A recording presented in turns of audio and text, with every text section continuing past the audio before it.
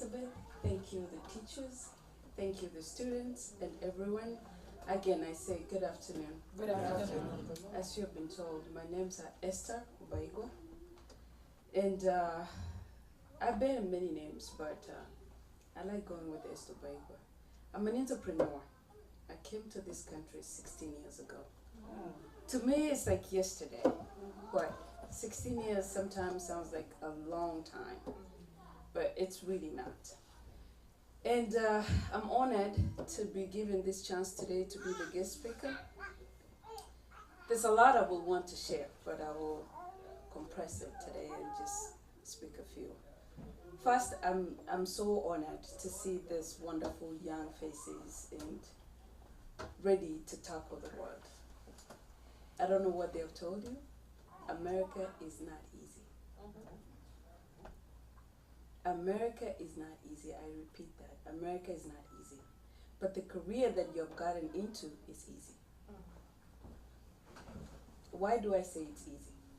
Because this is one profession that we will always need people. In healthcare, we'll always need people. People will always be sick. People are getting old, especially now where we have something called baby boomers going into nursing homes. Who knows what baby boomers is? Baby boomers. Yeah. It's a generation around. There's a time in this country when they decided go and have kids and have so many of them. And all those kids now, they're not kids anymore, they're old and they're going into nursing homes. And they're really problem makers. So this is that time when that generation is getting into assisted livings, nursing homes and all that, and they're breaking their hips and they need surgery, they need that, they need that. So this is the time that we need those people. So you have work to do. But here's one thing I'm going to tell you. This is just the beginning. I'll tell you a little bit about myself. When I came here 16 years ago, I didn't really know what I was doing. I come from Kenya, and before I got here, I went to college. I had CPA Section 3. Back then it was Section 3. I understand nowadays they don't have that. And when I started college, my dad kept saying, you need to do accounting because it's universal. Even if you go outside the country, you can still continue with that. I was like, oh, okay. So when I came here in 2009, the first thing I was told, you need to do CNA. You need to go to nursing school. But something in me kept telling me, why? I'm very, very inquisitive. I want to know, why are you telling me I need to do nursing? Why do I have to do CNA? So I didn't want to do it for a while. For like 2 years, I was doing my own thing. I tried the factories. I worked in Metronics.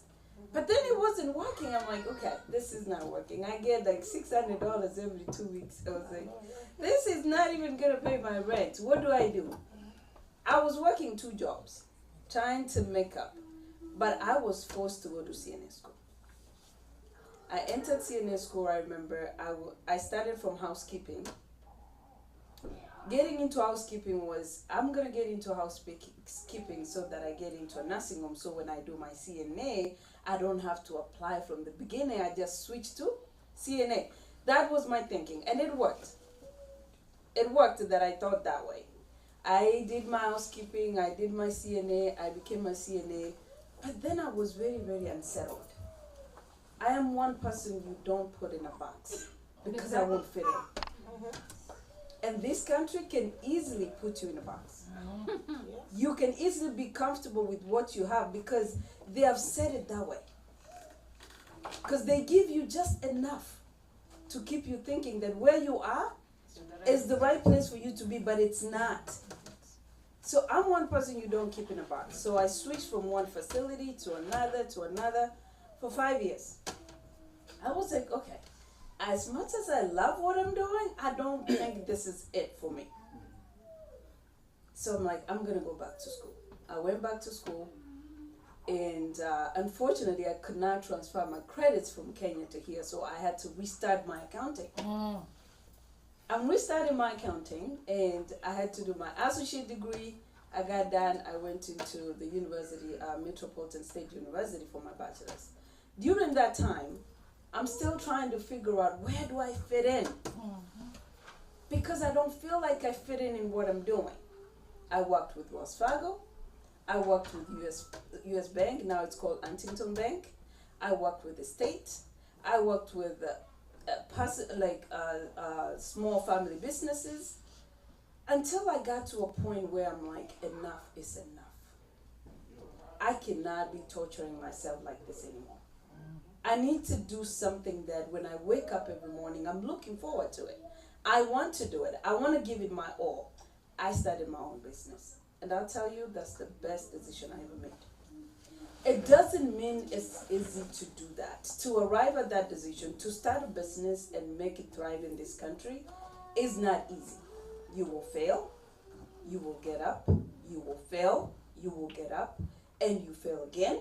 And you get up. What am I trying to tell you? What you have started right now, you're going to fail. Trust me, you're going to fail. But don't stay down. When you fall, just dust yourself and get up. Keep going. Keep trying. Because the moment you give up and look for an easy way out, there is no success in life that comes easy. Anything good, you have to put your all in it. So when you fail, get up, dust yourself, keep going, and it will happen.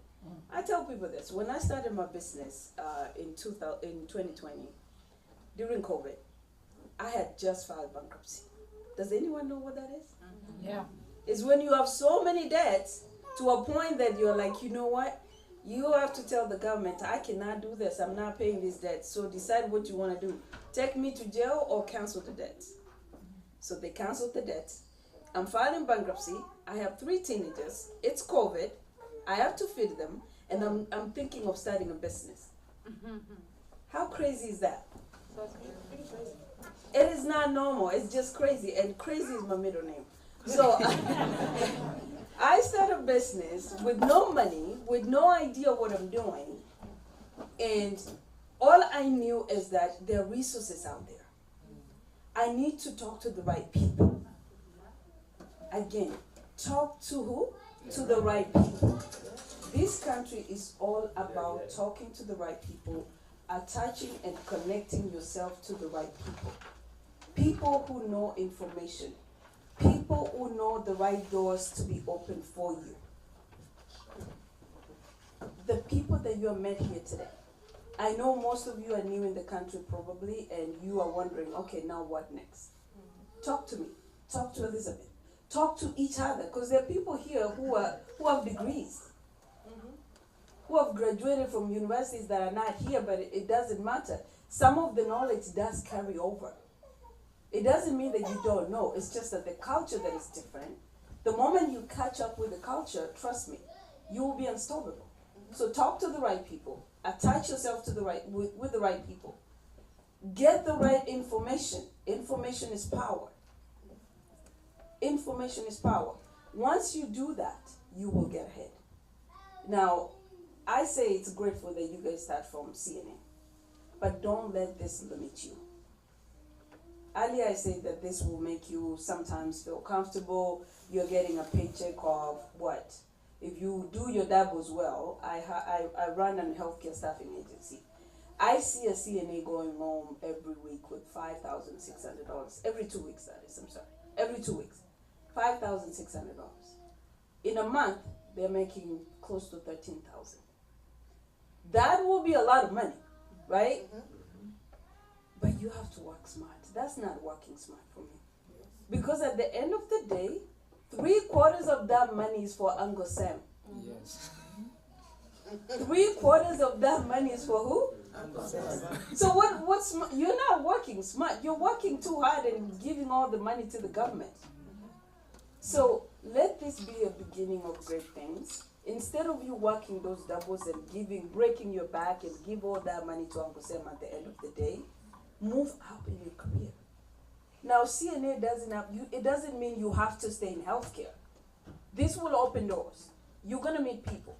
See what others are doing that is different. Start a business. You can start a business even now. Have that idea. Starting a business starts with an idea. Have that idea. Start developing it. Start talking to the right people. There are organizations out here that will train you on how to start a business for free.